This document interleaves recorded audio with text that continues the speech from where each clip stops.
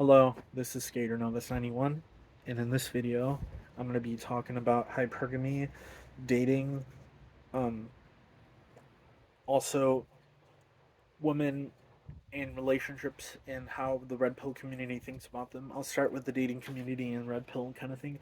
I'm not red pill. I don't choose that path or the blue pill or the black pill. None of those. Like it all has its like double standards in between men and women and how feminism is connected and all that stuff. I feel like a lot of red pill people think that women have a privilege to be entitled to the things they have and do, and that they only love men for what they do for them and stuff. But I don't think that's exactly true for everyone. I feel like we have, as I said before, a lot of double standards in between people on the side of feminism, people on the side of red pill, and other communities out there. And I feel like women, in essence, are a little bit misunderstood because they're more hidden in a way. They keep themselves hidden. They keep their integral, how would I say, their charm to themselves, and it's pretty entertaining, like how that works. I don't like to look too much into it. I like to keep my space, but I still enjoy having women in my life. Honestly, I don't. It's not my job to discover the whole entire truth of the whole universe and stuff. Who would be really after that? If you are, if you're finding truth, then just keep your truth at that. Like, truth is not the mightiest thing in the world or the universe. Truth is definitely not. So, when red pill community believes they have the truth, they have like this. It's sort of like entitlement to kind of like what the feminist community have. It's very similar. They have a lot of points. Kind of like it reminds me of the flat Earth theory, about how they have points to where the Earth is actually flat and not round, and it's pretty entertaining to see those perspectives. And honestly, I feel like they also say that whenever a woman needs to get their tire changed because it popped or ran out of air or something, they need that man that has that security, that person that will like handle that and be the man in their life, and they'll be after that even if they're against it. But I'd kind of disagree on that.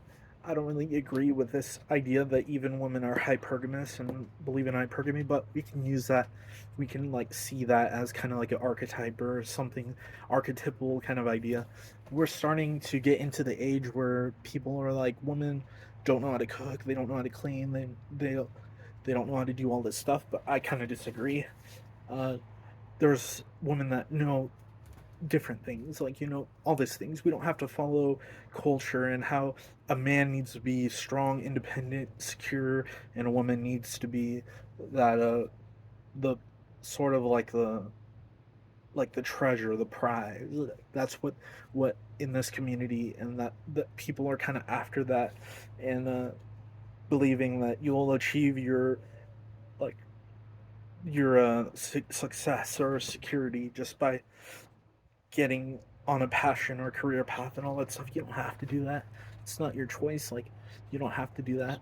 I mean, I didn't mean to say it's not your choice. I mean, like, you can decide your own fate, honestly. But this idea of how men believe that they understand love for themselves and how they are, it's kind of complicated because in this day and age, women are not extremely like there to understand their inherent values in a deeper way.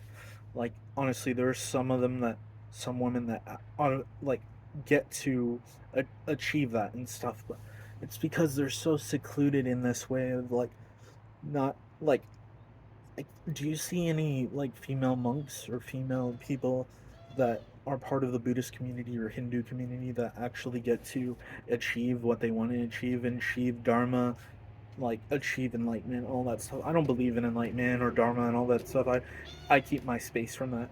But honestly, it's like men are congratulated for having sex with multiple females, but when the red pill community gets riled up, they're like, oh, why would you want a girl that would go for many guys? Like, she's she's like she becomes just useless and all that stuff. Like, it's just so sad how, like, But honestly, I understand some of their points on either side.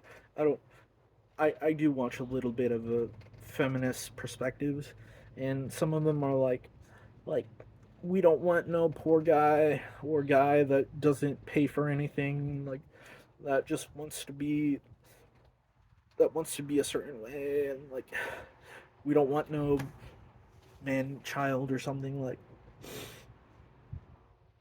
we have to go in such a binary kind of way sometimes to think they're the problem and we're not, or we're the problem they're not, some sort of like that. It's just so irritating. But I don't know, like the when there's discussions like this, it kind of gives me a more sense of like epiphany and interest in how I handle each perspective, like that. And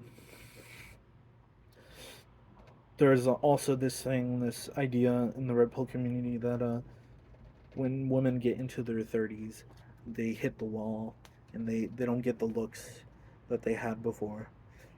Their looks go away, and they call it the dirty 30s or something, where basically I don't believe in this honestly. Like it's just some things that a woman would like to hear about from a man's perspective. Like it's not all men's perspective because I know a lot of men that don't really follow that, but they they hit the wall and they lose their looks. And some women like don't hit the wall; they probably go over the wall or something and retain their looks until their 60s and 70s and stuff. And usually men don't hit the wall, but it's kind of different. Like men are mostly after like looks and like the more they say high quality men are after women that like respect them and understand their emotions and are part of their passion and their career, where they really ground the man and really like understand the protection, understand the values and stuff. But why do we have to really look into the cultural memory of how things are? Like we can, I'm not saying we can, but we can. There's like different perspectives. Like as I said before, relationship dysphoria kind of gives a little bit of a different story. We don't have to go through these same stories, these rocky stories, throughout a relationship. Like we're already setting ourselves for validation all the time, and when we validate stuff, that proves hypergamy is like how it is, or how men think, how women think. Do we even really understand each other? Do we take the time to really pay attention to each other? Honestly, we can have an emotional connection, but as I said before, we don't have to focus head on like our inherent things that we keep to ourselves. Like I talked from a different point of view. I thought it was talking from a female perspective. That was kind of interesting, but it's kind of like that. But I'll go into another topic. The hypergamous perspective is like, why are we always after high value men? That completely validates stuff. And it's like, I guess it's like you come more for it and stuff, but we can see people for who they are instead of this type of status that we commonly are attracted to. That's why the non archetype people are very intriguing, because they have their own persona, their own personage, their own personality and stuff. Obviously, we all have our own personalities, but the non archetype is like a new perspective where you can inherently be a little vulnerable and actually show your true human side because you're not afraid. But you don't have to be, you can be a little afraid, put a little bit of facade in a new way. So it's kind of like the old style we kind of forget about because we're so used to these archetypes of normality and over overcoming stuff and trying to be at the top of the dominance hierarchy and stuff. It's just irritating. You don't have to do that. But anyways, that's all I gotta say for now. Thank you.